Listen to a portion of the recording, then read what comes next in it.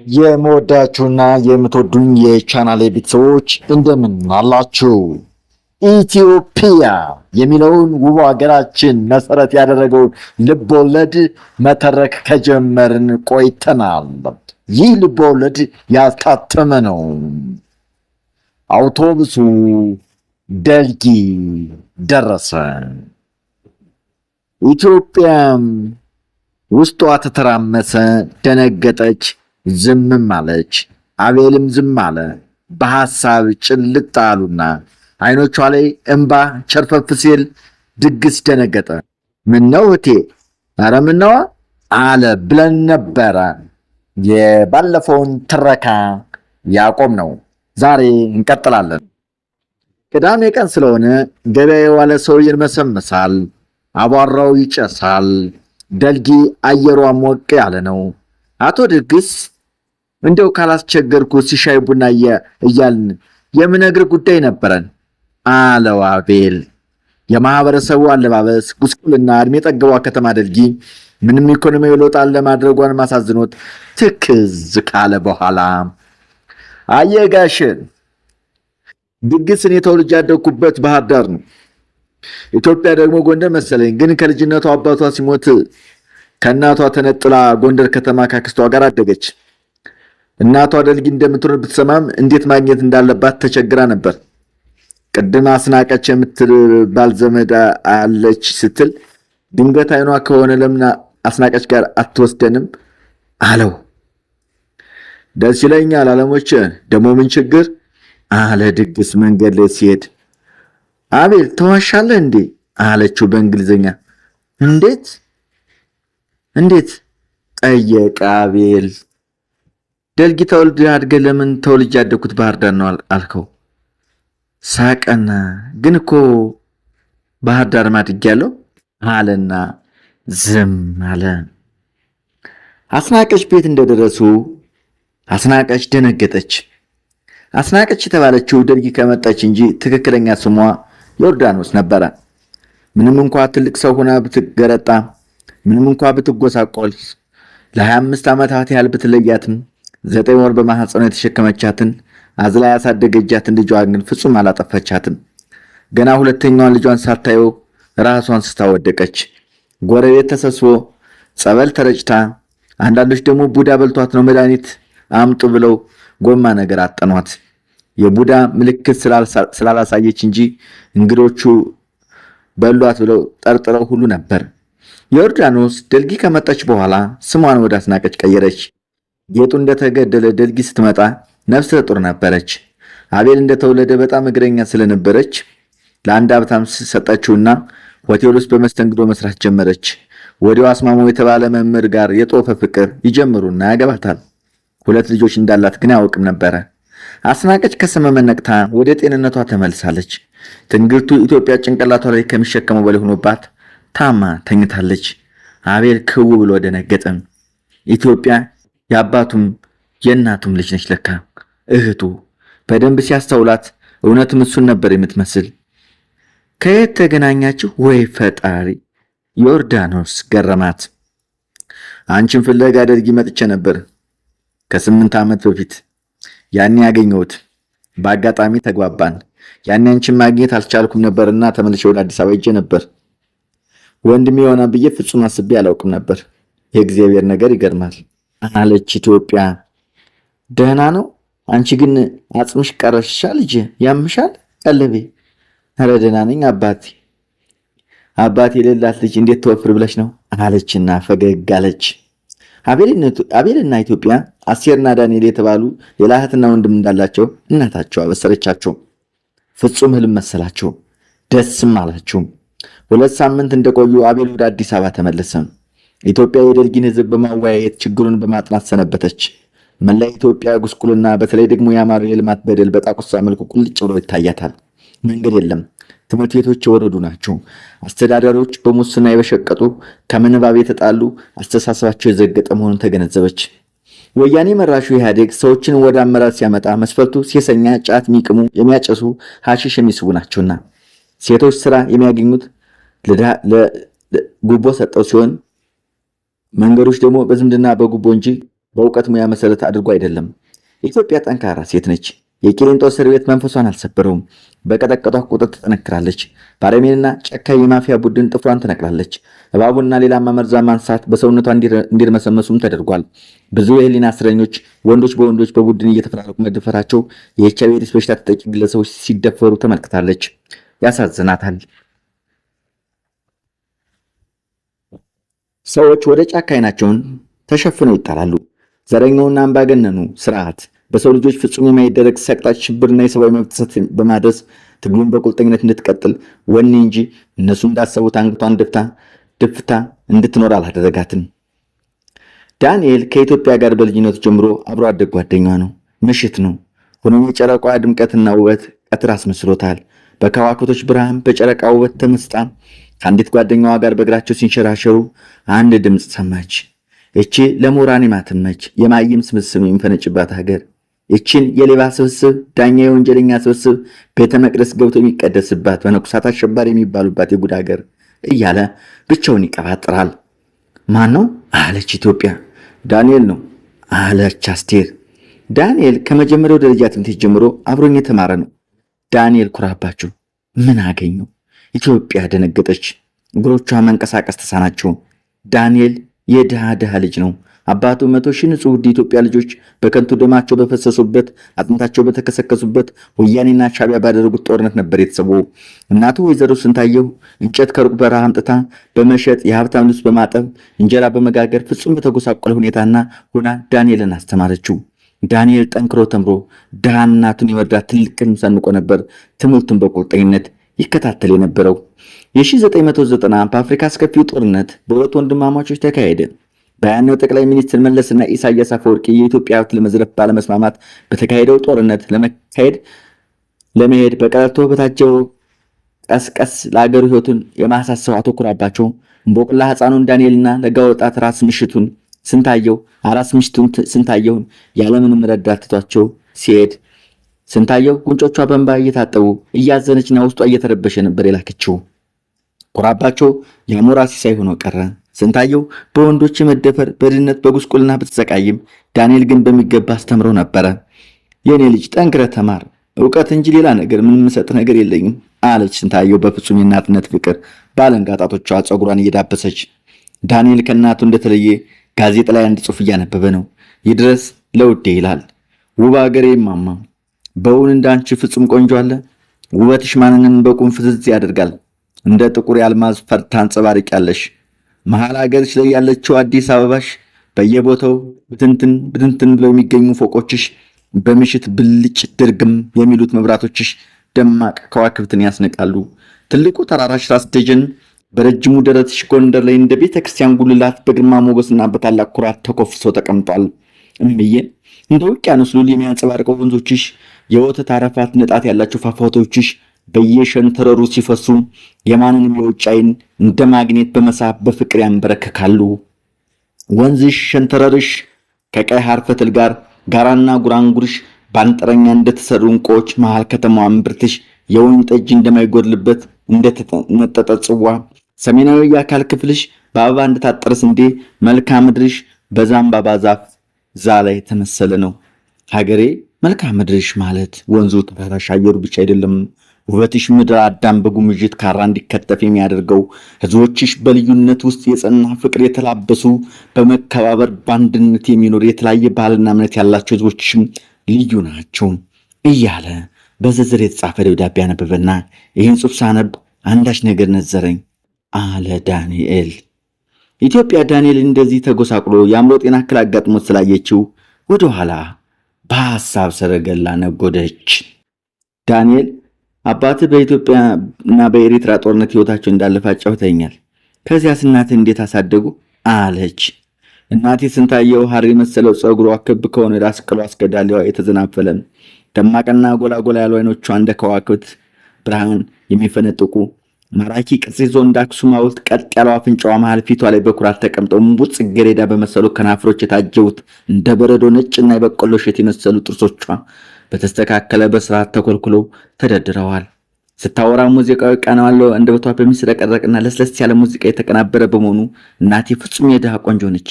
እንደዚህ ቆንጆ ሆና እንኳን ለአባቴ ታማኝ በመሆኗ ለገንዘብ ብላ ሌላ ወንድ ማግባት አልቻለችም ማለት ያልፈለገችም ያን የመሰለ የፈካ ቆዳዋን በፀሐይ ጠብሳ እንጨት እየተሸከመች የሀብታም ልብስ እያጠበች እያሳደገች ነው እያለ ሲነግራት ኢትዮጵያ እንባ ማፍሰሷን አስታወሰችና አሁንም እንደገና አለቀሰች። የማያደርቅ እንባ። ስንታየው ኢትዮጵያ የስንታየው ሕይወት ከባሏ ሞት በኋላ ምን ያህል አስከፊ እንደሆነባት ታስታውሳለች። ምንም እንኳን ለአስጨራሽ በጣም የመረረ ሕይወት እየተጋፈጠች ቢሆንም ውበቷ ግን በተደላደለ ሕይወት ከሚኖሩት ሁሉ የበለጠ እንደነበር ኢትዮጵያ አስታወሰች። ዳንኤል ጋዜጣውን አንብቦ እንደጨረሰ ዳኒ አለች እመት ስንታየው ፍጹም የእናትነት ፍቅር በሚንቦገቦግ አይን በስስት እያየች። ለእኔ ተስፋዬ አንተ ብቻ ነህ፣ በርትተህ ተማር ልጄ። እኔ እናትህ ልብስም አጠብኩ፣ እንጀራ ጋግሬ ያሳድጋለሁ። እሺ አለና አንገቱን አቀርቅሮ መሬቱን አየ። ዳንኤል ከትምህርቱ ጎን ለጎን ጫማ በማሳመር የተለያየ ጉልበት ስራ እንዳቅሙ በመስራት እስከ ዩኒቨርሲቲ ድረስ ብዙ ውጣ ውረድ አሳልፎ ለመማር በቃ። ዛሬ ግን አእምሮ ታወከ። ሊመረቅ 3 ወር ሲቀረው ነበር ውድ እናቱ እስከ ወዲያኛው ማሸለቧን የሰማው። የእናቱን ማለፍ እንደሰማ ዳንኤል ንክ ሆነ። ኢትዮጵያ ልቧ ተሰበረ። አቤልን ቀረበችው፣ ለመንከባከብ ሞከረች። የዘመድ አዝማድ ትብብር በመጠየቅም ወደ ግሽ አባይ ጸበል ወሰደችው። ቀዝቀዝ ያለ ነፋሻማ አየር ይነፍሳል። ቀይ አፈር ወጣ ገባ መሬት ያላት የሰከላ ወረዳ የአባይ ራስ ናት። የአባይ ምንጭ፣ የናይል መነሻ፣ ያለምን ጥማተኞች የሚያጠጣው አባይ፣ የኢትዮጵያ ችግር የሚመነጭበት አባይ፣ አባይ የአገር ሲሳይ መነሻ ምንጩ፣ የዓለምን ጥማተኞች ፎስ የሆነው አባይ ብዙ ሕመሞችን የሚፈውስ ጸበልም ነው። የአባይ መነሻ ግሽ አባይ አቡነ ዘርአብሩክ የተባሉ ጻድቅ ከረገረጉ መጽሐፋቸውን ቀብረው ወደ ጎንደር ያቀናሉ። ታዲያ ሲመለሱ ግን ግሰው እያሉ ሲማጸኑ መጽሐፋቸውን ገሳላቸው። ግሽ አባይ ተባለ። ቡዳ የበላው መፍትሄ ስራ የተደረገበት አስማት የተደገመበት በብዙ በሽታ የሚሰቃዩ ከአራቱም አቅጣጫ የመጣው ኢትዮጵያን ሁሉ ይትመለመላል፣ ይርመሰመሳል ማለት ይቀላል። ኢትዮጵያ ሁሉ ህመመኝተኛ ሆኗል። ብስቁል ያለ ሰውነት አጥንታቸው ብቻ የቀሩ ከሲታ ህፃናት ቆዳቸው የገለጣ እናቶች ችጋር ከህመም ጋር የደቆሳቸው ኢትዮጵያን ጸበሉን ይጠመቃሉ፣ ይጠጣሉ፣ ይፈወሳሉ፣ ይድናሉ። ዛሬ ያለበት በመስቀል ቆዳው እስኪላጥ አጥንቱ እስኪጎብጥ ይታሻል። ያኔ ተፈውሶ ይሄዳል። ዳንኤል እረፍት የለሽ ነው። ኢትዮጵያ ቁም ስቅሏን ያሳያታል። የተጎነጎነና የተገመደ ለዘመናት ያልተስተካከለ ጸጉሩን ላጨችው። ውስጡ ይጨነቃል። አንዳንዴ በእግር ብረት ታስረዋለች። ህመሙ በረድ ሲለት ደግሞ ትፈታዋለች። ጸበልተኛው ስለ ዶክተር ዮሐንስ አብዝቶ ያወራል። አንድ በመካከለኛ ዕድሜ የሚገኝ አዛውንት ሰውዬ ይሄ ዶክተር ዮሐንስ የሚሉት ግን ከየት ነው ተደብቆ የነበር አለ። ሀገር በጠራራ ፀሐይ ሲዘረፍ ምን ነው የለውጥ ገንጣዮችን በኢትዮጵያ ህዝብ ሀብት ሰማይ ጠቀስ ፎቅ ሲሰሩ የት ነበር አለ። እግዚአብሔር ስለታረቀን ይሄ ስጋ ለበስ መልአክ ሰውዬ አመጣልን። እንደው መጨረሻው ያሳምረው እንጂ ኢትዮጵያ ነጻ ልትወጣ ይሆን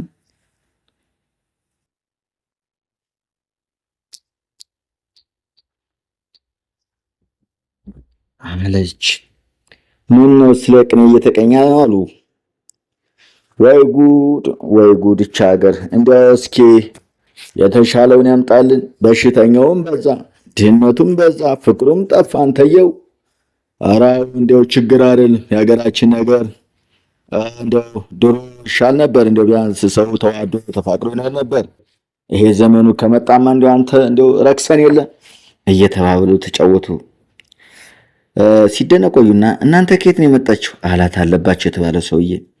ከጎንደር ነው አለች ኢትዮጵያ። አይ ጎንደር የጀግኖች ሀገር፣ የጎንደር ገበሬ እኮ እንዲያው ይገርማል እኮ የጎንደር ገበሬ። አይ ጠላትን ሱዳንን እኮ ግርግር ብሎ ኩሽሽ ባደርጋት ይኸው እንዴት ኢትዮጵያ ትድን ነበር። ጎንደር ምንጊዜም የአንድነት ማገር፣ የኢትዮጵያ ባለውለታ ነች። አዎ እንዲያው እናቶች ጀግና ልጅ ይወልዳሉ እዛ ሀገር አለ አንዱና። እውነት ነው ብሎ የሚመስል ነገር አለ። ላለፉት 70 ዓመታት የጥላቻ ፖለቲካ በኢትዮጵያ ሰማይ ስር ተዘልቶ ጎምሩቷል። ያኮነ የቸገረን አለ ሌላኛው ጸበልተኛ። ሁሉም ስለ ጎሳ ስለ ዘር ነው የሚያወራው። ጥቅማቸው የተነካባቸው ፖለቲከኞችም ሙሰኞችም ለዚች ሀገር በቀላሉ ሊተኙ አልቻለም። ታይማሪ ያስተማራቸውን ህዝብ ከዱ። ኦነግና ህዋት የተባሉ የጎሳ የደንበር ፖለቲካ ሰልተውብን እንዲሁ አገራችን ጉድ እንዳደረጓት ሰጋለሁ። በዚህ ሰዓት ከምንጊዜም በላይ በሚሊዮን የሚቆጠሩ ህዝቦች እየተፈናቀሉ ነው። በሺዎችም እየተገደሉ ነው። ረሃቡም ጦርነቱም የእርስ በርስ ጦርነቱም አልቆም አለ። እንዲሁ ምን ይሻላል? በሶማሊያ የጅምላ መቃብሮች እየተገኙ ነው አሉ። ወደ 10 ቤተክርስቲያናትም ተቃጥለዋል ነው የሚባለው እኮ። ነፍሰ ጡሮችም ተደፍረዋል እያሉ ነው። እንደው ምን ይሻላል? አያ እንደው ምን ይሻላል እያሉ ያወራሉ። ዳንኤል ህመሙ ብሶበታል። ይበረግጋል፣ ይለፈልፋል። የሞቱ እናቱን ስም ደጋግሞ ይጠራል። ኢትዮጵያ እንቅልፍ የላትም። የተለያዩ መሳጭ ታሪኮችን ትተርክለታለች። የተለያዩ ገጠመችን በማውራት በእንቅልፍ ክኒን ታስተኘዋለች። አባ ስብሐት ትልቅ መስቀል ይዘዋል። ከሻንዳው የሚንደለደለውን ጸበል በግንባር እያሻሹ በመስቀል እየጸበሉ ፀሐይ መንፈስ ርኩስ እያሉ በስመ አብ ወወልድ ወመንፈስ ቅዱስ ልቀቅ እያሉ ሲገርፉት ዳንኤል ጩኸቱን ለቀቀው። ኢትዮጵያ ራቁቱን አድርገው ሲገርፉት 10 ቤት የገረፈችውና ህዋት የሚገርፈው የህሊና እስረኞች ትዝ አሏትና ስቅስቀውን አለቀሰች። ዳንኤል አሳዘናት። አንጀቷ ተንሰፈሰፈ። አባ ሲሻለው በመስቀል ሲፈልግ ደግሞ ባለንጋ እያስለቀቁት ነው።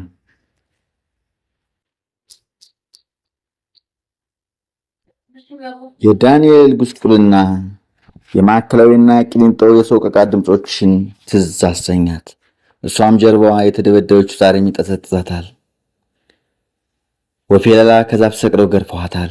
ራቁቷን አድርገው በሴድነቷ ተሳልቀውባታል። በዚያ ድቅድቅ ጨለማ፣ በዚያ በጣር በሰማያት ቦታ፣ በዚያ አስፈሪ ምድራዊ ገሃነም ቦታ ወንዶች ፊታቸው ላይ ሴቶች እየተፈራረቁ ሸንተውባታል። ኢትዮጵያ ባህል አስነዋሪ ጸያፍ የሆነው ነገር ተፈጽሞባቸዋል። ሴት ጓደኞቿ በቡድን በስካር ነፍሳቸውን በሳቱ ጎረምሶች ተገድለው ተደፍረዋል። በተለያዩ እስር ቤቶች ህጋዊ መንግስት ነኝ የሚለው ህወሓት መራሹ ኢህአዴግ ሰዎችን ከአውሬ ጋር አስረዋል። የተገደሉ በአፍንጫቸው እስክሪብቶ እየከተተባቸው የህሊና እስረኞችም ነበሩ።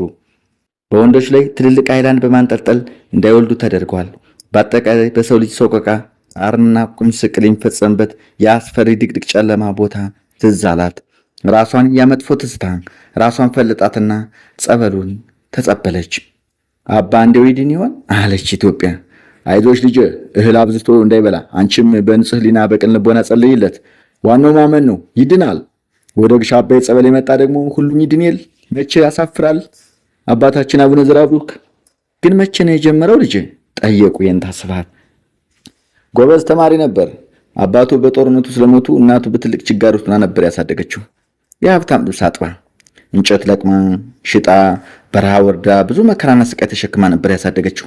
እሱም ከልጅነቱ ጀምሮ ጫማ በማሳመር ከተማ ከገባ በኋላ የሀብታም ልጆችን በማስጠናት በትጋት እየተማረ ተምሮ ስራ ይዞ እናቱን ለመርዳት ትልቅ ተስፋ ነበረው። ልክ ሊመረቁ ሳምንታት ሲቀሩት እናቱ ወደ ትክክለኛው ወደ እውነተኛው ቦታ ሄደች። ተመርቆ እንደመጣጣት ከዚያ በኋላ ታመመ። አያወራም። እንባዋን ነቃት። አባ ልባቸው ተሰበረ። ትክዝ አሉና ለአንቺ ያክስት ልጅ ነው ልጅ አሏት። አብሮ አደጌ ነው። በአጋጣሚ ከአዲስ አበባ ጎንደር ደልጊ ስመጣ በዚህ ሁኔታ አገኘሁት። አንጀት የተላወሰ ትልቅ ዓላማ ነበረው። ጎበዝ ተማሪም ነበር። ትጉ ተግባቢና ጨዋ ልጅ ነበረ። ውስጤ የተነካ ከሕክምና በፊት ጸበሉን ይሞክር ብዬ ወደዚያ መጣሁት አለችና ወደ መሬት አቀረቀረች። አይዞሽ ልጅ ይድናል። ቀላል ነው። ምንጊዜም እግዚአብሔር ከድሆችና ከምስኪኖች ጋር ነው። እግዚአብሔር አምላክ ከእናንተ ጋር ነው። ይህን በጸሎት መትጋት ነው ልጅ። አይዞሽ አንቺ የተቀደስሽ ልጅ ነሽ ልጅ። በዚህ ዘመን እንዳንቺ አይነት ልጅ ማግኘት እንደው ተመስገን ነው። እግዚአብሔር ይመስገን። ዛሬ ጊዜ ሰው ዘመድ ከዘመዱ ማይስማማበት፣ አጋንንት በየቤቱ ገብቶ ሰውን የሚያነካክስበት፣ ፍቅር የነጠፈበት፣ መተባበሩ መተጋገዙ ጠፍቶ ጠበኝነት፣ ቸረኝነት፣ ሌበኝነት፣ ውሸት በገነነበት በዚህ ዘመን እንዳንቺ አይነት ደግ ሴት መገኘት ተመስገን ነው ልጅ አሉ አባ በኢትዮጵያ መልካምነት፣ ጨዋነት፣ እርጋታና አስተዋይነት እየተገረሙ። ኧረ በወላዲተ አምላክ ምን አይነት አመለሸጋ የበሰለች ልጅ ናት። በተሰቀለው ምን አለ እንደዚህ አይነቱን ባበዛልን እያሉ በሐሳባቸው ወደ ቤተ ክርስቲያኑ አቀኑ። ኢትዮጵያ ዳንኤልን ይዛ ወደ ተከራዩዋት አነስተኛ ክፍል አመሩ። ክፍል እንደገባ በእግር ብረት እግሩን አሰረችው። በእናትህ ሰንሰለቱን ፍችልኝ፣ አሁን እኮ ደህና ነኝ አልረብሽም አላት ዳንኤል። አንጀቷ ተላወሰ። ዚ ቢዩቲፉል ዋንስ አር ኖት የት ቦርን የተሰኘ መጽሐፍ ማንበብ ጀመረችና አስጠላት፣ ወረወረችው፣ ደበራት። ወደ ወንድሟ አቤል ደወለች። ሄሎ ኢትዮጵያ፣ እንዴት ነው? ለውጥ የለውም እህቴ? እስካሁን ምንም ለውጥ የለውም። በጣም ይጮሃል፣ ይሳደባል። ስለሚተናኮለኝ አስሬው ነው የምተኛ። አንተ ደህና ነህ? እኔ በጣም ደህና ነኝ። 5000 ብር ልኬልሻለሁ። ለምን ትቸገራለህ? በውጭ የድርጅታችን ደጋፊዎች ወዳጅ ዘመዶቻችን የላኩልን ዶላር መች አለቀ ብለህ ነው? እንዴት ነው ሸገር የፖለቲካው ትኩሳቱ? አለችው።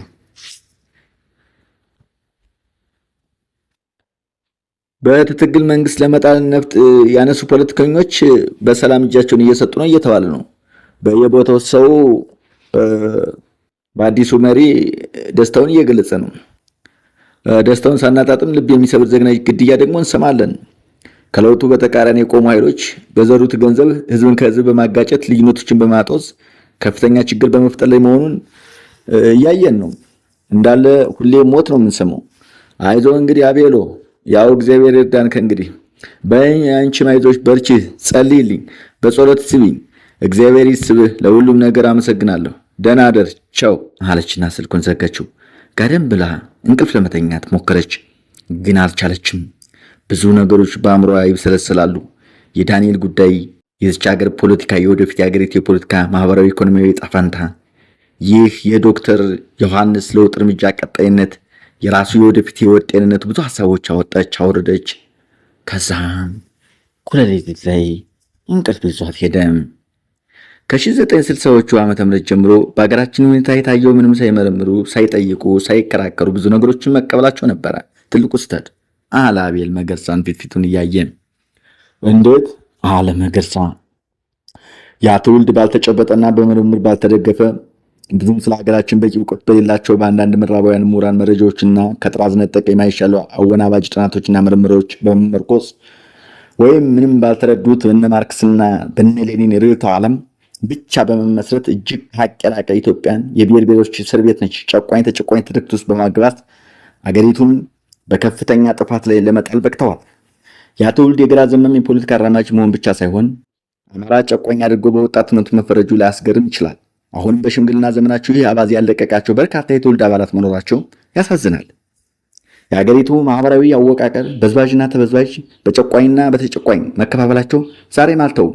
ዛሬም አማራን ጨቋኝ ማለታቸውን አልተውም። ግን እኮ ገዢዎች ጨቋኝ ነበሩ፣ ንጉሶች ደግሞ ከአማራ ነበሩ አይደለም እንዴ? ጠየቀ መገርሳ። ንጉሶቹ አማራ ብለው ሳይሆን ኢትዮጵያ ብለው ነበር ሲመሩ የነበሩት።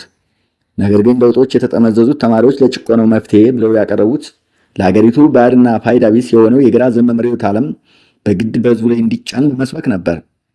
የጥላቻ ፖለቲካ መሰረት ያደረገው ጠባብ ዘረኛው የወያኔ ስርዓት ምንም አይነት ጥናትና ምርምር ያልተደረገበት በታሪክ ሳይሆን በተረትና በጥላቻ ላይ የተገነባ የጠላና የቡና ቤት ወሬ እንደ ማስረጃ አቅርቦ በጦር ኃይል በማሳመን አሁን ለገባንበት የፖለቲካ ምስቅልቅልና በአገሪቱ ታይቶ የማይታወቅ የማህበራዊ ኢኮኖሚና በተለይም የስብና ድቀት ዳረገን። ኢህአዴግን የኢትዮጵያ አንድነቷን በመወርወርና በማዳከም ወሰኗንና ሉዓላዊነቷን በማስደፈር ታሪኳን በማስነወር ማንነቷን በመናድ ከ6000 በላይ ዓመታት በጋብቻና በአማች በመተሳሰር በባህል በቋንቋ በመጎራረስ በፍቅርና በመልካም ጉርብትና የኖረውን ህዝብ በጎጥ ሸንሽኖ አባልተው እያጋጨ ሲገዛ ቆይቶ አሁን ደግሞ ሚሊዮኖች እንዲፈናቀሉ፣ እርስ በርስ እንዲገዳደሉ አድርጓል። ዋናው ችግራችን ግን የህዝባችን የባህሪ አመለካከት አለመምጣት ነው አለ አስማሙ። እንዴት አለ መገርሳ።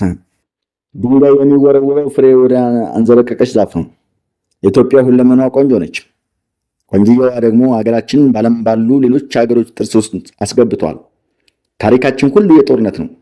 የውጭን ትተን እኛ ጋር ራሱ ባለ ሚስቱ ያለው ክብር ምን ያህል ነው? አስተዳደጋችን አባትና እናት ሲሳደብ ሲያመናጭቅ ገና በልጅነታችን እናያለን። ታላቅ ወንድማችን በጉልበት ዳቧችን ይነጥቀናል። ትምህርት ሰፈር ውስጥ ጎረምሶች ያለምንም ምክንያት በቦክስ ይነርቱናል። ትምህርት ቤት የገዛ መምህራችን ደደብ እያለ መሳደቡ አእምሯችን ላይ ታትሞ ይኖራል። ምንረቱ ታዲያ በዚህ ሁኔታ አድገን የጨቆኑን ሁሉ መደቆስ እንጂ መጨቆንን እንጂ ተሸንፎ ማሸነፍን አልተማርንም። ሌላው ደግሞ ምሁራን ደምና ዘር እያዩ ማርክ የሚሸጥ የዩኒቨርሲቲ መምህራን እንዳሸን እየፈላኩ ነው። የሰው ልጅ በችሎታው በተሰጥኦ በማይለካበት ሀገር እንዴት የተሻለች የዲሞክራሲ ባህል መገንባት ይቻላል? ሌላው ማህበረሰባችን ንቃተ ህሊናችን ከፍ ያለ ነው የሚሉ ሰዎች በቀደዱለት ቦይ የመፍሰስ ስነ ልቦና አዳብሯል። ሌላው የህዝባችን ችግር ከሆድና ከቁስ ሰቀቀን አለመውጣቱና ክፉ ውዳሴ የሞራል ስብና አለማድረጋችን እያለ አስማማው በሰፊው ተነተነ። አስማማው በቅርቡ ነው ከሐዋሳ ዩኒቨርሲቲ ተቀይሮ ወደ አዲስ አበባ ዩኒቨርሲቲ የተመደበው። ከሰሞኑ ከአቤል ጋር በሐሳብ ስለተስማሙ አብረው ቡና ይጠጣሉ። ጠንከር ያለ የፖለቲካ ጉዳዮች በማንሳት ይወያያሉ። የኢትዮጵያ ጉዳይ በዚህ ሰዓት ሁሉም ሰው በጭንቀት በትልቅ ተስፋ እያየ ነው። 27 ዓመታት የተዘረው የዘር ፖለቲካና የጥላቻ ስብከት ፍሬ አፍርቶ ኢትዮጵያ እያጨደች ነው። ክፉም ንጉሥ መጣ፣ ደጉ ንጉሥ መጣ፣ ሁሉም ይሄዳሉ እንዳመጣጣቸው። ሳቅና ለቅሶሽን አይገዙትምና አይዞሽ እናት ዓለም ኑሪልኝ በጤና ከእጅጋየሁ ሽባባው። እናት ሀገር ኢትዮጵያ ለውጥ ላይ ነች። አዲሱ መሪ አቶ ዮሐንስ ፍልስፍናቸው ትላንት በመተው የትላንት መጥፎን ጠባሳን በይቅርታ በማከም ነጋችን ለልጆቻችን ማሳመር አለብን እያሉ ነው። ኢትዮጵያ ከልጆቿም የተበደርናት ናት ይላሉ። ዳንኤል ከወራት ጸበል በኋላ ለውጥ እያሳየ ነው። ኢትዮጵያም እየተንከባከበችው ነው። የሀገሯ ጉዳይ ደግሞ ሁሌ በውስጧ ይመላለሳል። በዚህ ሰዓት እሷን ጨምሮ ብዙ የፖለቲካና የህሊና እስረኞች ከወያኔ የስቃይ ማጎሪያ ተለቀዋል። በምትኩ ሌባና አገር የዘረፈ ወደ ከርቸሌ እየገባ ነው። የለውጡ ሀዲድ በጥሩ ሁኔታ እየሄደ እንደሆነ ሰዎች እያወሩ ነው። የዳንኤል የጤና ሁኔታ መሻሻል ትልቅ ደስታ ሰጥቷታል። በቅርቡ አቤል ይመጣል። ትምህርት ቤት ሲዘጋ ሳምንት ቀርተውታል። ክረምቱን ከጎጃም ጋር አልፈ ተጋብቷል። የልቀቀኝ አለቀም ግብግብ ሻሻ ያደርገዋል፣ ይባራል። ግን ወዲያው ደግሞ ዶፉን ያወርደዋል። ብልጭ ድግም ጉርምርምታ ቦግ ሰማዩ ይጠቁራል። ዳመናው ከብዷል። ብርዱ አጥንትን ሰርስሮ ይገባል። አጥንት ይቆረጥማል ማለት ይቀላል። የክረምት መጀመሪያ ሰሞን ጉም በነጭ ሻሽ ይሸፍኗል። ከዚያ ጎጃምና ፀሐይ ይኳረፋሉ። ዳንኤል በዚያ ቀዝቃዛ ከበረዶ በቀዘቀዘው ጸበል ይጸበላል። ከጸበሉ እንደወጣ ይንዘፈዘፋል። ኢትዮጵያ ያሳዝናታል። ልቧ በሐዘን ስብር ይላል። ከሰሞኑ ትንሽ በስነ ስርዓት ያወራታል። ወዲያው ግን ይዘባረቃል። አየሽ ኢትዮጵያ፣ የኢትዮጵያ ሕዝብ ስር ነቀል ለውጥ ማምጣት አለበት። የጸሎት ስርዓታችን እንኳ የተበላሸ እኮ ነው። 100 ኪሎ ጤፍ አስፈጭቶ የዕለት እንጀራን ስጠው መለመን አሁን እግዚአብሔር ቢዚ ካለማድረግ ጥቅሙ ምንድን ነው? ኢትዮጵያ ፈገግ አለች። ዳኒ ስርዓት እንደዚህ አይባልም አለችው። ፈገግታዋ ፎርስ ነው። በስርዓት የተደረደረ ሀጫ በረዶ ነጭ ጥርሶቿ እንደ አንዳቸውን ምታታዊ ኃይል አላቸው። ዳኒ አሁን በቅርቡ አቤል ይመጣል። ወደ ዋልድባ ገዳም አብራችሁ ትሄዳላችሁ። እኔ ለአገራዊ ጉዳይ ለተወሰነ ጊዜ ወደ እስራኤል እበራለሁ፣ ግን ቶሎ እመለሳለሁ ስትለው ዳንኤል ከፋው። ፊቱ ተለዋወጠ። ምን ነው? ምንም አለ ዳንኤል። ፊት ላይ ሐዘን ይነበባል። ዝም ጸጥታው ያስፈራል። ሆዷን ባህር አለው። አቤልና ዳንኤል ከጎጃም ወደ ጻድቃኔ ማርያም ጸበል እያቀኑ ጻድቃኔ ማርያም ጸበል ከተጸበለ በኋላም ወደ ጣና ሐይቅ ገዳማት ወሰደው። የጣና ሐይቅ ከመቼውም ጊዜ በላይ እንቦጭ በተባለ በሽታ ተወሯል። አቤል ልቡ በሐዘን ተሰበረ። ጣና የግርማ ሞገሱ ቀንሰዋል። የገዳማቱ ሰዎች የሐዘን ስሜት ፊታቸው ይነበባል። ጣና የኢትዮጵያ ብቻ ሳይሆን የዓለም ሀብት ነው። የሀገሪቱ ቅርሶች ደብቀው የያዙ ገዳማት መገኛ። መጀመሪያ አቤልና ዳንኤል ደቅ ደሴትን ጎበኙ። አንድ አስጎበኝ እንዲህ አላቸው። በኢትዮጵያ ትልቅ በሆነው ሐይቅ ዙሪያ በታሪክ ሀብታም የሆኑ በርካታ ገዳማት ይገኛሉ። ከነዚህ ገዳማት አንዳንዶቹ ከ700 ዓመት ዕድሜ በላይ ያላቸው ሲሆን በውስጣቸው ከተለያዩ የሀገሪቱ ክፍሎች የተሰበሰቡ ውድ የታሪክ ቅርሶችና የመካከለኛው ዘመን የሀገሪቱ ነገስታት አጽም የያዙ ናቸው። ደቅ ደሴትን ሲያይ አቤል መንፈሱ አንዳች ደስ የሚል ስሜት ተሰማው። ይህ ደሴት አለ ሊቀቱ ጉሃንም ምሩ ጣና ሐይቅ ካሉት ደሴቶች ሁሉ ትልቁ ደሴት ሲሆን ከባህር ዳር ከተማ 37 ኪሎ ሜትር ርቀት ላይ ይገኛል። በዚህ ደሴት ውስጥ 7 አድባራትን የያዘና የ7 ደብረ ሀገር በመባል ይታወቃል። እነዚህም ደብሮች በስም ዳጋ እስጢፋኖስ፣ ናርጋ ስላሴ፣ ቅድስት አርሴማ፣ ኮታ ማርያም፣ ዝባድ ኢየሱስ፣ ጅጅጋ ዮሐንስና ጋዳና ጊዮርጊስ በመባል ይታወቃሉ። ናርጋ ስላሴ በዚህ ደሴት ዓላማው ይገባሉ። ክብሯና ገብርኤልና እንጦስ እነኚህ መንትያ ደሴቶች ሲጎበኙ ውስጣቸው ሐሴት ናጠው። ነፋሻማ የአዕዋፍ ዝማሬ፣ የጣና ሞገድ ድምፅ፣ ደስ የሚል ኩል የሚል ሙዚቃን ይሰማል። መንትዮቹ ከባህር ዳር ከተማ በስተ ሰሜን ምዕራብ በጀልባ የ45 ደቂቃ ቀን ላይ የሚገኙ ሲሆን የደሴቶቹ መልክዓ ምድራዊ አቀማመጥና የተሸፈኑበት አረንጓዴ እጅግ ውብ አድርጓቸዋል። የክብሯን ገብርኤል ደሴት መጀመሪያ የተሰራው በአፄ አምደ ጽዮን ዘመነ መንግስት ሲሆን በዳግማዊ ዳዊትና ከዚያም በአፄው ሰገድ ኢያሱ እንደተሰራ ይነገራል እያለ አስጎበኛቸው ሊቁ ምሩ። ሌላው ለሊቁ ቤተ ክርስቲያን በልክ በተጠረቡ 12 አምዶች ይገኛሉ። በገዳም ውስጥና በአፄ ፋሲል እንደተሰራ በሚነገርለት ዕቃ ቤት ውስጥ የሚከተሉት ይገኙበታል አለና ጉሮሮውን ጠርጎ ወጣት ሊቅ። ከቤተ ክርስቲያን መቅደስ ግድግዳ ጋር ተያይዞ በተሰራ ክፍል ውስጥ የገዳሙ መስራች የአቡነ ዘዮሐንስ መቃብር መስቀሎች፣ የገበታ ያለች ስዕሎች፣ የብራና መጽሐፍት ወዘተ ይገኛሉ። አቤል ተፍታታው። ዳንኤልም የህመሙ ጥቂት እየቀነሰለት መጣ። ወደ ሆነ ማስተዋል እየገባ ነው። በገዳሙ መንፈሱ እየታደሰ ነው። አቤልና ዳንኤል የገዳማቱን ጸጥታ፣ ሰላም፣ የቀሳውስቱ ዝማሬ፣ የአዋፍቱ መዝሙር፣ ነፋሻማው አየር የመንፈስ ሰጣቸው። ዳንኤል መረጋጋት ጀመረ። ሁሉም ነገር ማስታወስ ጀመረ። የተወሰነ ጊዜ ከማቃሰትና ከመዘባረቅ በስተቀር ሁሉም ነገር በትክክል መረዳት እየቻለ ነው። ዛሬ ዘጌ ባህረ ገብ ገዳም ናቸው። የጣናን ሐይቅ ከምዕራብ ወደ ምስራቅ በመግፋት ተንሰራፍቶ የሚታየው ባህረ ገብ መሬት ዘጌ በመባል ይጠራል። ዘጌ ከባህር ዳር ከተማ 15 ኪሎ ሜትር ርቀት ላይ ይገኛል። በዚህ ባህረ ገደብ ላይም 7 የሚሆኑ አብያተ ክርስቲያናት ይገኛሉ። አገራችን እኮ ቅኔ ነች ሚስጢር አለ አቤል። እውነት ነው አለ ዳንኤል። አየህ ዳንኤል፣ የተወሰኑ ሀገራትን ጎብኝቻለሁ። ግልብ ናቸው። ሰማይ ጠቀስ ፎቆች ተገንብተዋል። በቁስ ላይ መጥቀዋል፣ ተራቀዋልም። በሳይንስና በቴክኖሎጂ ፍጹም ቢራቀቁም እንደ ሀገራችን የፈጣሪ ጸጋ አፈሯን ተቀብተው ፈውስ እግዚአብሔር በረከቱን ያፈሰሰበት አገር ፈጽሞ አላየሁም። እኛ ኢትዮጵያውያን ተፈጥሮ ከቸረ መልካም ነገሮች በተጨማሪ ተፈጥሮ የነሳ መጥፎ ነገሮች ብዙ እኮ ናቸው ሲል ማለት አለ ዳንኤል። ማለት የመሬት መንቀጥቀጥ፣ የጎርፍ፣ የባህር መናወጥ፣ እሳተ ገሞራ የለም እኮ እዚህ እኮ ገበሬና እግዚአብሔር ተነጋግረው ዝናብ ይዘንባል አለ አቤል። አየህ ወዳጅ አቤል፣ የሰው ልጅ ድሃ ሆኖ አሊያም ተቀማጥሎ ሊወለድ ይችላል እና አንዱ ሰገነት ላይ አሊያም ቤተ መንግስት፣ ሌላው ደግሞ የቆሻሻ ገንዳ አጠገብ ተወልዶ የዚህ የዓለም የፖለቲካ ኢኮኖሚና ማህበራዊ ስርዓት አባል ይሆናል። ዳንኤል ማንም ግን በምንም ሊቀይረው የማይችለው ነገር ያስፈልገዋል። ያም ነፃነት ነው። እና ምን እንድትለኝ ነው ወንድሜ አለ ዳንኤል። ቀስ ያለ ነው። ጠይም መልኩ ጠቋር ብሏል።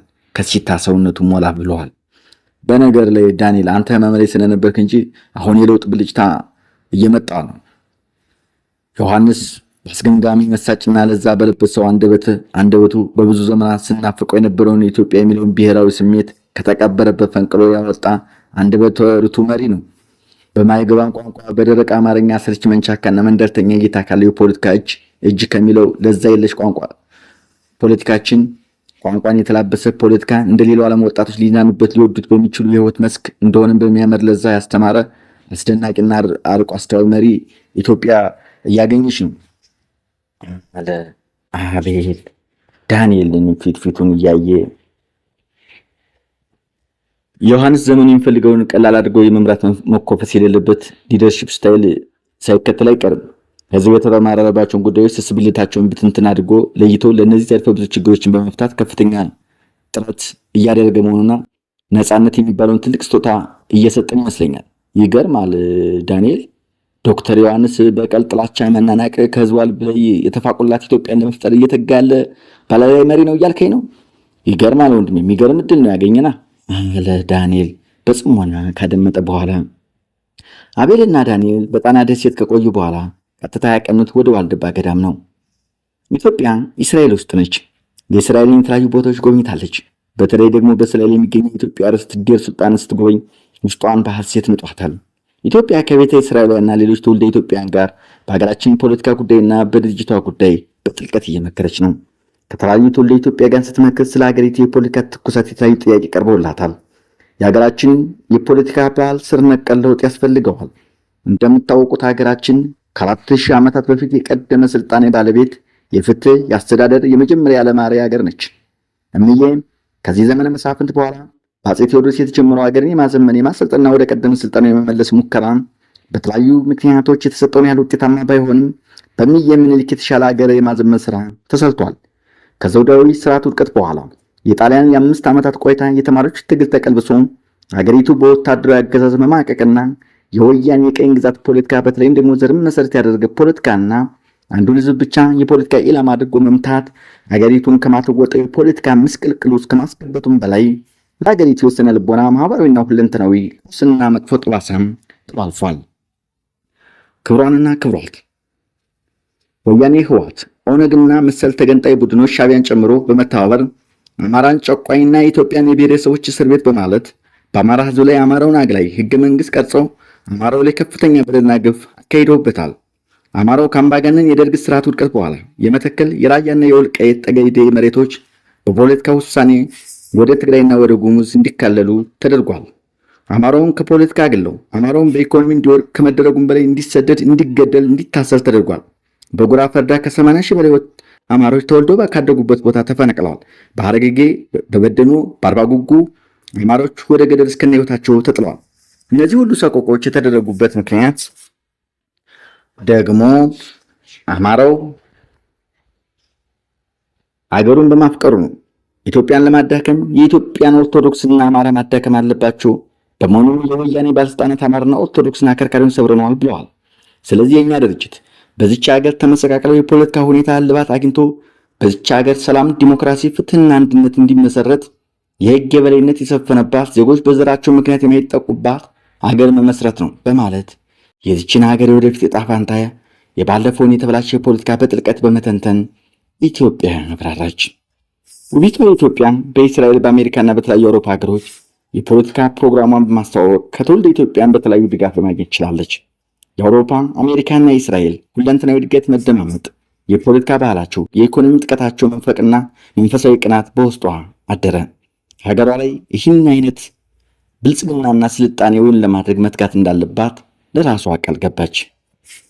አቤልና ዳንኤል ዋልድባ ገዳም እንደደረሱ የገዳሙ ስፋት፣ ጸጥታው፣ የአረንጓዴ ተክሎችና ልምላሜ፣ የመነኮሳቱ ዝማሬ፣ የአየሩ ሁኔታ ፍጹም ሰላም ሰጣቸው። ይህ ገዳም ቅዱስ ስፍራ በማርክስ ፍልስፍና በነፈዘው ኮሚኒስት አስተሳሰብ ይህን ገዳም ከምድረ ገጽ ለማጥፋት ፕሮጀክት ነድፎ ከፍተኛ ጥፋት ማድረሳቸውን ተገነዘቡ። የተፈጥሮ ደኖች ተጨፍጭፈዋል። ከ15 በላይ ቤተክርስቲያኖች ተፈርሰዋል። ከጣሊያን ከአረብ ድብቅ ኢትዮጵያ የአረብ ሀገራት ባህል የማደግና ሴራና ጥራዝ ነጠቅ የስታሊን ፖለቲካ የሰከሩ ገንጣይ ቡድኖች አንደኛ ዓላማቸው የኢትዮጵያን ኦርቶዶክስ ተዋሕዶ ሃይማኖት ማዳከም ስለነበረ በዚህ ዓላማ ደግሞ ገዳሙ ቀጥተኛ የጥቃት ሰለባ ሆኗል። አየህ ወንድሜ ዳንኤል፣ ይሄ ገዳም እኮ ታጣቂዎችን ደብቆ ቢቆይም ግን ለምን ሊያጠፉት እንደተነሱ አይገባኝም። ከ800 ዓመታት በላይ ዕድሜ ያለው ገዳም ተዘመተበት። ይህ ጣሊያን የቀመረችው ደርግ ገና ስልጣን ሳትይዝ ነበር። ኢትዮጵያ ለመውረድ ሳታስብ ነበር። ይህ ቦታ በርካታ ቅዱሳን መነኮሳት፣ ደናግላት ይገኙበታል። ግን ለምን እንደዚህ አውዳሚ ሆኑ? ዳንኤል ጠየቀ። ስግብግብነት፣ አልጠገባይነት፣ ጥራዝ ነጠቅ እውቀት፣ የስልጣን ጥማት ተደምረው ሰዎች በዚህ መልኩ አውዳሚ አድርገዋቸዋል የሀገራችን ገንጣይ ቡድኖችን።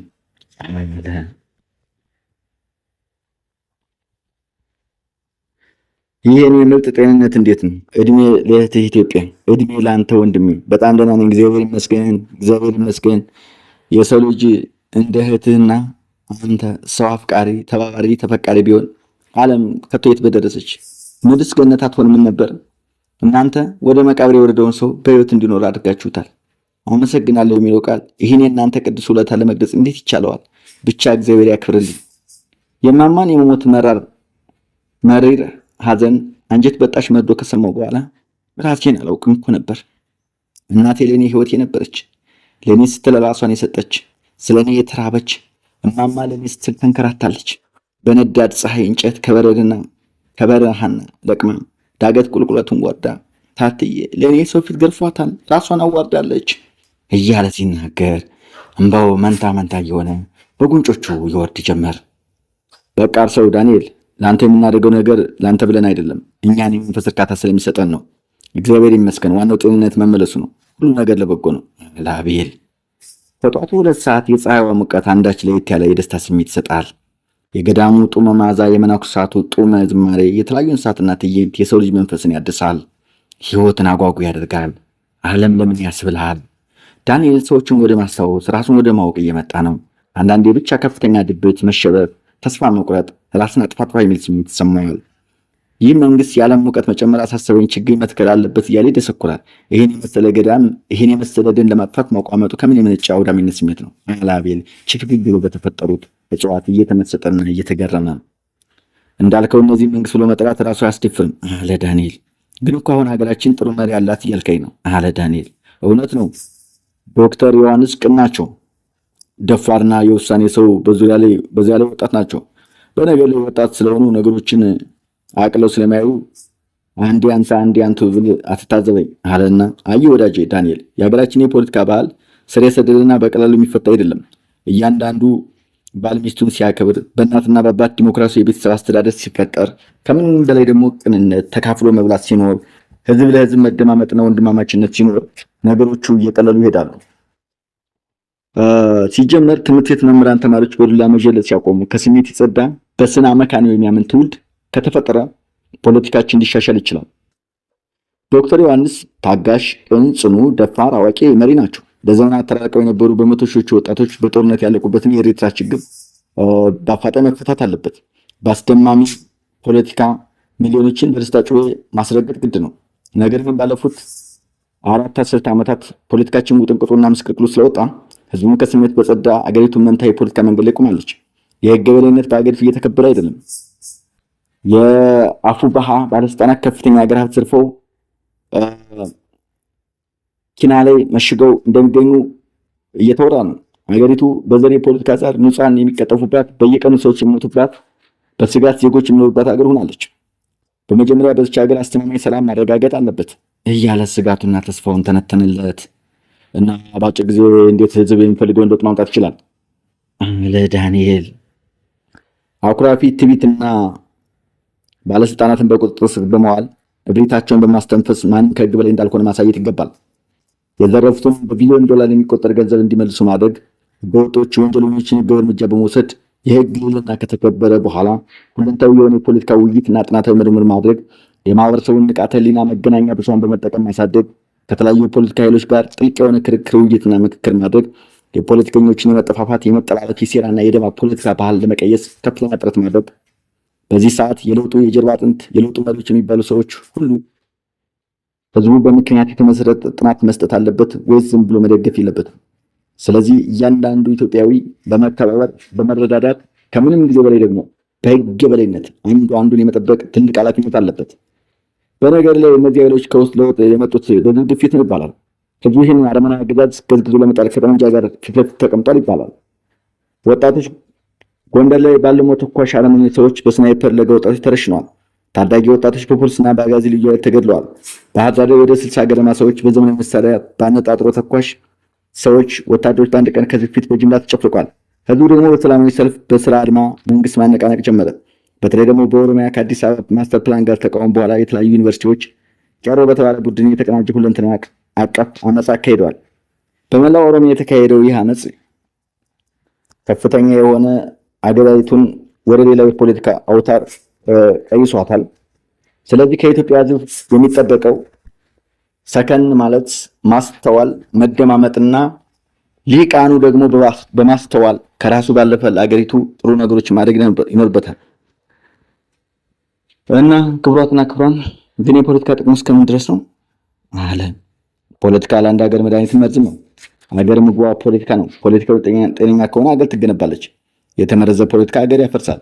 ሀገር ኦክሲጅን ያጣች ልጅ ያህል ያስጨንቃል፣ ሀገርን ያውካል። የፖለቲካ መመረዝ የሚመጣው ሰውን በሰው መመዘን አቅቶ ሰውን በዘር የሚመዘን ሰው ፖለቲከኛ ብሎ ሲመጣ ነው። ፖለቲከኛ ሰው የፖለቲካ አካላዊ መግለጫውና መያዣ እቃው ነው። ፖለቲካን የሚፈራ ሰው ተገዥነቱና አምኖ የፈቀደ የራሱ አስተሳሰብ ጥሎ ሌሎችን የሚሸከም ሌሎች በቀዱት ልቦ የሚፈስ ከመሆኑም በላይ መኖሩም መሞቱም አንድ የሆነበት ሰው ነው ማለት ነው ብሎ መለሰ።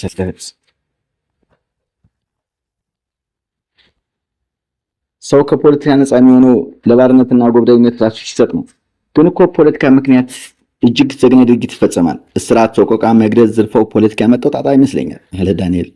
አዎ አንዳንድ ሰዎች ፖለቲካ እንደመጥፎ የሚያዩ ሰዎች ምናልባትም በተመረዘ ፖለቲካ ተጠቅተው ይሆናል። የተመረዘ ምግብ በልቶ የተመረዘ ሰው ምግብ አያስፈልገውም ማለት አይገባውም። መከላከል ያለበት የምግብ መመረዝ እንጂ በዚች ሀገር ያልተመረዘ የሰለጠነ ፖለቲካ የምትሻውን ጊዜ አሁን ነው። ዳንኤልና አቤል በኢትዮጵያ ያሉ የተባሉ ገዳማትን አድባራትን ከጎበኙ በኋላ በተለያዩ ጸበሎች ከተጸበሉ በኋላ ወደ ደልጊ ተመልሰዋል። ዳንኤል ሰውነቱ ወፋፍሯል። ነገሮች ሁሉ ዝብርቅርቅ ብለውበታል። አሁን ጤንነቱ እየተሻሻለ ነው። ኢትዮጵያም የተለያዩ የዓለም ሀገራትን ከጎበኘችና ትውልደ ኢትዮጵያን ስለ ሀገሪቱ ወቅታዊ ሁኔታ ካወያየች በኋላ ወደ ኢትዮጵያ ተመልሳለች። ኢትዮጵያ ጉንጯና ጉንጯ ተመቶ የነበረው ስጋ ደርቋል። ስጋው አልቆ አጽም መስሎ የነበረው ሰውነቷ ስጋ ደርፏል። የገረጣ ቆዳዋ ይጠረበራል። ሞላ ያለው ሰውነቷ ግሩም ቁንጅናን አለብሷታል። ብስለቷ ጨምሯል። የቃላት ፍሰቷ፣ የአንደበቷ ቃና፣ እርጋታዋ የማንም አልፎሃጅ ቀልብ ይስባል። በየሴኮንዱ የአገሯን ጉዳይ ያሳስባታል። በየቦታው አማራ ተፈናቅሏል። ይዋረዳል። ግድያ፣ ዝርፊያ የአገሪቱ የዕለት ተዕለት ክስተት ሆኗል። ይህ ጉዳይ እንቅልፍ ይነሳታል። የዳንኤል መፈወስ ውስጧን በሐሴት አጥለቅልቆታል። ዳኒ አሁን እንዴት ነህ? እግዚአብሔር ይመስገን። ምስጋና ላንቺ የኔ መድኃኒት፣ ፍጹም ደህና ነኝ አለ ዳንኤል። አቤልስ መቼ ወደ ሸገር ልትመለስ ነው? ከ3 ቀን በኋላ መመለስ አለብኝ አለ አቤል። የጣና ዳሯ ደልጊ ጉስቁልናዋ ከጊዜ ወደ ጊዜ እየጨመረ ነው። ደልጊ የጣቁሳ ዋና ከተማ ነች። የቅመም ቦታ ነ ለማፈር ያለባት ንቁና ታታሪ ገበሬ ደከመኝ ሰለቸኝ የማይል ነጋዴ ያለባት። ዝናብ ወቅቱን ጠብቆ ይዘንብባታል። ለከብት እርባታ ምቹና ናት። የጋማ ከብቶች፣ የቀንድ ከብት፣ ፍየል፣ በግ፣ ላም ማደለብና ማርባት ይቻላል። ለንም ማነብም ምቹ አየር አላት። ሆኖም የተጎሳቆለ አርሶ አደር በድህነት አረንቋ የተደቆሰ ሕዝብ አላት። የመልካም አስተዳደር ምቹ የገበያ ትስስር አለመኖሩ፣ የመንገድና ሌሎች የልማት አውታሮች አለመዘርጋታቸውና ከገጠር ቀበሌ እስከ ወረዳ ሹማምንቶች አቤት ወዴት ባዮች መሆናቸው ለሀገሩ ተቆርቋሪዎች ለስደት ለእስርና እንግልት መዳረጋቸውን ኢትዮጵያም እንደ እግር እሳት ያንገበግባታል። አሁን የትን የተንጣለለ የጣና ሐይቅ ይዞ ገበሬው መስኖ በመጠቀም ቲማቲምና ድንች ቢያመርት በዓመት 3-4 ማምረት በተቻለ ነበር። ጣናን ከቆሻሻና ከእምቦጭ መንግስት ቢኖር ከአሳ እርባታ ስንት ወዝ ተጠቃሚ በሆነ እያለች መፍሰክሰክ ጀመረች። እህቴ ቆይ ለምን አብዝተሽ ብቻሽን ትጨነቂያለሽ? አለ ዳንኤል። ቀና ብለሽ ስታየው ሰውነቱ ተረበሸ። ውበቷ ስጋ የለበሰች ሴት አትመስልም። ግርማ ሞገሷ ያስፈራዋል። ላምባዲና በመሰሉ ተንቦግቧጉ አይኖቿ ቀና ብለሽ ስታየው አይኑን ማሳረፊያ ያጣል።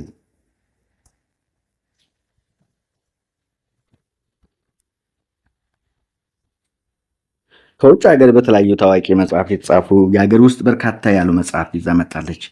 ኢትዮጵያ ማንበብ ትወዳለች፣ አይሰለቻትም። ዳንኤልም አብሯት ያነባል። እሷ ፖለቲካ ነክ ነገሮችን ስታነብ፣ ዳንኤል ደግሞ በፍቅር ዙሪያ የተከተቡ መጽሐፍትን እየመሰጡት ነው። ኢትዮጵያ እነዚህ መጽሐፍት ውስጥ በደራሲዎች ምናብ የተሳለች ፍጹም ሴት እንጂ በአካል የሚያውቃት የራሱ አልመስለዋለች። ቅን፣ መስህብ፣ አዋቂ፣ መጪውን መርማሪ፣ ፖለቲከኛ፣ ቆንጆ ሴት፣ በራሱ የምትማመን ስለ አንባቢ ብዙ ሰዎችን በጽናት የተቋቋመች ጽኑ ሴት። ልቡ ከጀላት። ወዲያውኑ የጥፋተኝነት ስሜት ውስጡን ያወከው። የስጋ እህቱን የተመኘ መስሎ ተሰማው። አንደኛ እህቴ ነች። ኧረ ምን እህቴ፣ ከእህትም በላይ እናቴ እንጂ። ከሆስፒታል የዘኝ ተንከራታለች። በኢትዮጵያ ያሉ ከተባሉት ጸበሎች ሁሉ ከወንድሟ በመተባበር አጸብለኛለች። ኢትዮጵያ እናቴ ናት። እንዴት ለፍቅር ልብ ይመኛታል። ራሱን አመመውና በቅርቡ ወደ ተከራየበት ቤት ሂዶ ተኛ። ዳንኤል ገደም ብሎ ብዙ ሀሳቦች ተራመሱ ጀመር። የኢትዮጵያ ፍቅር፣ የእናት ሞት ጸጸት፣ የወደፊት ህይወት አንዱ ሀሳብ ሂዶ ሌላኛው ይመጣል። ከብዙ ሀሳብ ማሰላሰል በኋላ እንቅልፍ ዥው አድርጎ ወሰደው። ኢትዮጵያ ከራሷ ህማም በላይ የአገሯ ጉዳይ እንቅልፍ ነስቷታል። አገሪቱን ላለፉት 4 ዓመታት ድቅድቅ ጨለማ ውስጥ ኖራለች። ኢትዮጵያ አገሯን ፍጹም ይወዱ ነበረ። ፖለቲካ ሰጥቶ መቀበልና የህዝብና የመንግስትን መተማመን፣ ፍትህና የህግ የበላይነትን በሚመሩት ህዝብ ውስጥ ማረጋገጥ ነው። በዚች ሀገር ከስሜት የጸዳ ምክንያት የሚያምን እውነተኛ ዲሞክራሲ ማድረግ የሚቻለው እንዴት ነው? ኢትዮጵያ ራሷን ጠየቀች።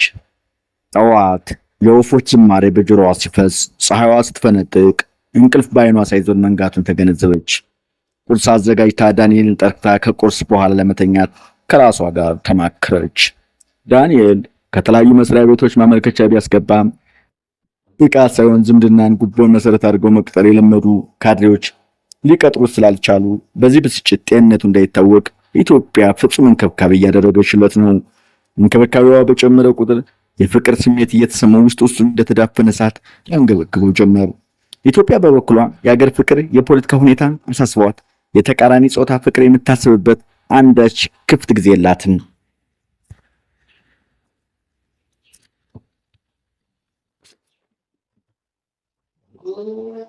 የጧቷ ፀሐይ ይሞቃሉ። የፖለቲካ ትኩሳቱ የአገሪቱ ግሏል። ከእግረኛ እስከ መንግስት ሰራተኛ፣ ከምሁር እስከ ተንታኝ ሁሉም የኢትዮጵያ ወቅታዊ ሁኔታ ያሳሰበው ይመስላል። የ100 ሚሊዮን የኢትዮጵያ ሕዝብ ሕይወትና ህልውና በእጃቸው የወደቁ እጅግ የተወሳሰቡ ኢኮኖሚ፣ ፖለቲካ፣ ማህበራዊ ችግሮች ውስጥ ያለችን በግጭት በትርምስ የምትናጥን በብሔር በሽኩቻ የምትታወስና የመበታተን አደጋ የተጋረጠባትን ሀገር ተረክበው ማስተዳደር እንቅልፍ አጥተዋል። አቤልና መገርሳም ስለ ሀገሪቱ እያወሩ ነው። የህወሓት ለማዕከላዊ መንግስት አለመገዛት፣ የተምታታ መግለጫ ማውጣት፣ የዶክተር ዮሐንስ በሙስና በሰብአዊ ጥሰት የተጠረጠሩ ባለስልጣናት ማሰር፣ የዘረኝነት፣ የቡድንተኝነት፣ የስርዓት አልበኝነት በሀገሪቱ እየጨመረ መሄድ አሳስቦታል። የሀገራችን የፖለቲካ እኮ ዛሬም የውጭ ኃይሎች ጣልቃ እየገቡ ሳይገባበት አይቀሩም አለ መገርሳ። እውነት ነው ወንድሜ። ጥንፍና ጽንፍ የረገጠ ጽንፈኛ የህዝብ ደም መፋሰስ ከጊዜ ወደ ጊዜ እየጨመረ ነው። ባለፈው ከተቃዋሚ ኃይሎች ወደ ሀገር ውስጥ መግባት ተከትሎ በሀገራችን በተለያዩ ቦታ በሚሊዮን የሚቆጠር ህዝብ ተፈናቀለ፣ በመቶዎች በአሰቃቂ ሁኔታ ተገደሉ።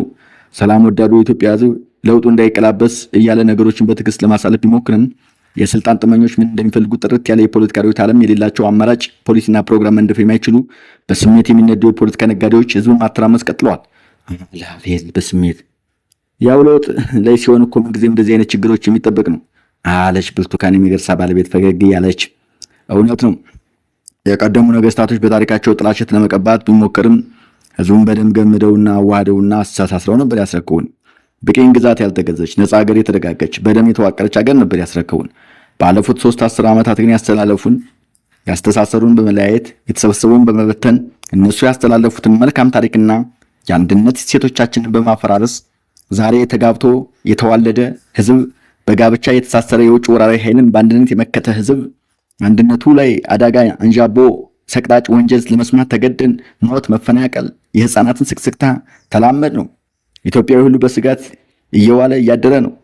መተማመን በነፃ አውጪ ድርጅቶች፣ በሌሎች ተቃዋሚዎች፣ በገዢ ፓርቲና በህዝብ መካከል ትን ብሎ ጠፋ እያለ አቤል መተንተን ጀመረ። ግን እኮ አንድ ኢትዮጵያ አንድ ቋንቋ እያሉ የጨፈልቁ የነበሩት ነገስታት ናቸው ዋነኛ ለሀገራችን ሁለንተናዊ የፖለቲካ ኋላቀርነት ተጠያቂዎች። እናንተ ወደ አምልኮ በተጠጋ መልኩ የምታደንቋቸው ሰዎች ብዙዎች የጨፈለቁ ነበሩ ለመገርሳ። የቀድሞ አባቶቻችን በዚያ በጨለማ ዘመን ዓለም ባልሰለጠነበት ሰዓት ለምን ዲሞክራሲያዊ መሪዎች አልሆንም ብሎ መተቸት ሚዛን አይደፋም። የየትኛውም የዓለም ሀገር ሲመሰረት ንቃተ ህሊናቸው ከፍ ያሉ መሪዎች በወሰዱት ቆራጥ እርምጃ ነው በሰላምና ያለመስዋዕትነት የተመሰረተ ሀገር የለም። ጆርጅ ዋሽንግተን ባሪያ አሳዳሪ ጨካኝ ነበር። አሜሪካ እንዲመሰረት ብዙ ሰዎችን ገድሏል። ኃይሏን ሁሉ ተጠቅሟል። እነ ጀርመን፣ ሌሎችም እንዲሁ። ኢትዮጵያም ከዚህ የተለየች አይደለችም። በእርግጥ በሀገራችን የፖለቲካና ማህበራዊ ባህላችን ችግሮችን በውይይት ከመፍታት ይልቅ ስለት የማይስተዋልበት ወደ ኃይልና ጭካኔ ያጋደለ ስርዓት ገንግኗል ማለት ይቻላል። ይልቅ ወዳጄ ለታሪክ ያለን አረዳድ ጥልቅ መሆን አለበት። የሚያጣላንን ሳይሆን የሚያፈቃቅረንን፣ የሚያለያየንን ሳይሆን አንድ የሚያደርገን የጋራ እሴት ማብዛት አለብን በማለት አቤል መለሰ። ግን እኮ በአሁኑ ሰዓት 80 ምናምን ፓርቲ መኖሩ በራሱ ሌላ ችግር ነው። አሁን አብዛኛው ገዢ ፓርቲ የሰራቸው ናቸው። ሌሎች ከመደማመጥ ከውይይትና የመቻቻል ትዕግስታችን የሳሳ ከመሆኑ የተነሳ ባኮረፉ ቁጥር ፓርቲ ያቋቁማሉ አለ አቤል በምሬት። አዎ ጓደኛዬ፣ መደማመጥ፣ መመካከርና መከባበርን ባህላችን ማድረግ፣ የህመሙን አይነት መርምረን መለየት፣ ለህመሙ ፍቱን መድኃኒት መውሰድ አለብን ለመገርሳ። ብርቱካን እንጀራና ጠላ ይዛላችሁ ትመጣ የፖለቲካ ውይይቱን ትተው ስለ ሴት ማውራት ጀመሩ። መገርሳ ሁለት ልጅ ሲወለድ አቤል ሴት እንኳ አያውቅም። እህቱን ሳያውቅ የማግባት ምኞት ነበረው። ኢትዮጵያ የእናቱ ልጅ ሆነች። ሰሞኑን የብርቱካን እህት ከጎንደር ስለመጣች ከዚህ በፊት ተሰምቶ የማያውቅ እንግዳ ስሜት እየተሰማ ነው። ወደ እነ መገርሳ ቤት ቶሎ ቶሎ ሂድ ያሰኘዋል። ሂዶ ግን ደረቅ ፖለቲካ ስለሚያወራ የብርቱካን እህት ብሌን ልትቀርበው አልቻለችም። ቤቱ እንደተመለሰ ስለ ብሌን ማሰላሰል ጀመረ። ውስጡም ተረበሽም። ጠይም ነች። አፍንጫዋ ጎራዳ ቢሆንም ጉንጯ ላይ ያለው ስርጉድ ነገር፣ የአፏ መጥበብ፣ የቆዳ ለስላሴና የተዘነፈለው ፀጉሯ የደስደሳም አድርጓታል። ስለ ብሌን ምንም ነገር አያውቅም፣ ግን ውስጧ ከጅሎታል። መገርሳና ባለቤቱ ወደ ስራ ሲሄዱ ከስራ በመቅረት ቤቱ ጠልቶ ቡና ያስፈላታል። ሆኖም አይናፋር ነች። ኢትዮጵያ ገጠሩን እየጎበኘች ነው። አይራ እስከ ክፍችን፣ ካራማ ቢደርኩን እስከ መኮንታ የገበሬው ኑሮ ከእጁ መዳፍ ነው። ልብስና ጫማ መቀየር አልቻለም። ዘመናዊ የግብርና ምርት እንዲያጎለብት የሚያግዘው በሳል አመራር ሆነ ውብ መሬት ለም አፈር ይዞ በችግር ሲለበለብ አሳዘናት። እውነትም ጨቋኝ ብሎ እንደ ህዝብ የፈረጀው አቡክፋ የተባለ ድርጅት ይህን ህዝብ ክፉኛ ጎድቶታል ለች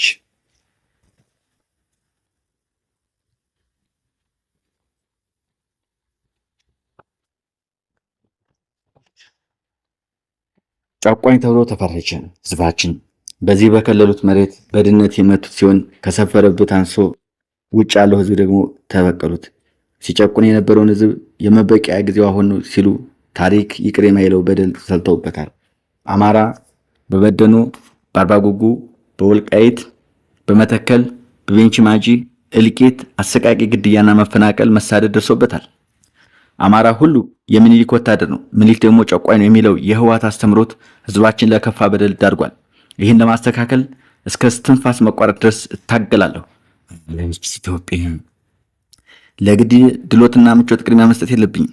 የዓላማ ቁርጠኝነት ሊኖረኝ ይገባል። እልፍ አላፍ ሀሳቦች በአእምሮዋ አንሰላስለች። የአርሶ አደሩ ጉስቁልና፣ የተፈጥሮ ሀብት መራቆት፣ የህዝብ ቁጥር መጨመር ከኢኮኖሚ እድገት ጋር አለመጣጣም ክፉኛ አሳስባት። ኢትዮጵያ ቤት እንደተመለሰች ዳንኤል ብቻውን ኩርትም ብሎ አገኘችው። ጠቁሯል፣ መነጫነጫ አብዝቷል። በፍቅሯ መውደቁን ካወቀች ቆይታለች። ፊቱ ላይም በጉልህ ይነበባል። እሷ ደግሞ በአገር ፍቅር ከንፋለች። አቤል እንዴት ነህ አለችው፣ ሀጫ የመሰሉ ጥርሶቿን እየጋበዘች። ልቡ ትርትር አለች። ትንፋሿ በሚቆራረጥ ድምፅ ደህና ነኝ አላት። አቤል ዛሬ አካባቢዎችን ገጠራማ ቦታዎች ጎበኘው። የመሬቱ ለምነት እየቀነሰ ነው። ንቦች በጸረ አረም ኬሚካል ምክንያት አበባ መቅሰም አልቻሉም። የገበሬው ህይወት ተበሳቅሏል። መሪዎቻችን ባዶ ጩኸት ነው እየሰጡ ያሉ አለች። ዳንኤል ፍዝዝ ብሎ ያያታል እንጂ እያደመጠ አይደለም። እኔ ራሴ በፍቅርሽ እየተሰቃየው ነው አለ ለራሱ በማይሰማ ድምፅ። በሌላ በኩል ደግሞ አቤል በቢሊየን ፍቅር መውደቁን ደውሎ ነግሯታል። አቤል ስለ ዳንኤል ችግሩን አወያየው። ዳንኤል ለማን ያወያየው? ኢትዮጵያ በፖለቲካ ተጠምዳ ከህዝቧ ችግር ውጭ መከራ ውጭ ለግል ህይወቷ ደንታ አይላትም። አየሽ ብሌን ጎንደር ኢትዮጵያ የምትባል አለች። ለብረፍት እዛ እንሄዳለን አላት በመንሰፍሰፍና በፍቅር እንደወደቀ በግልጽ በሚናገር አተያያያት። ደስ ይለኛል አለችው። ድምጿ ዜማ አለው።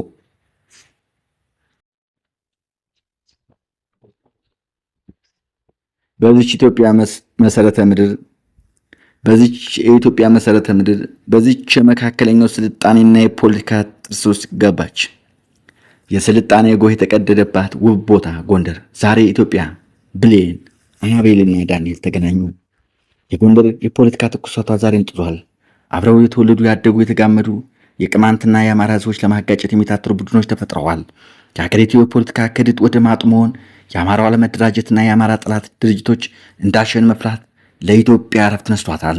አየህ አቤል፣ የዚህ ምስኪን ደግ ርኅሩህና የስልጣኔ ቁንጭ የሆነ ህዝብ በተጠና በተቀነባበረና ከውስጥና ከውጭ በተቀናጀ እየተደረገበት ያለው የዘር ማጥፋት ከፖለቲካ መገለልና ግፍና ስቃይ እረፍት ነስቶኛል አለች ወደ ውስጥ እየተነፈሰች።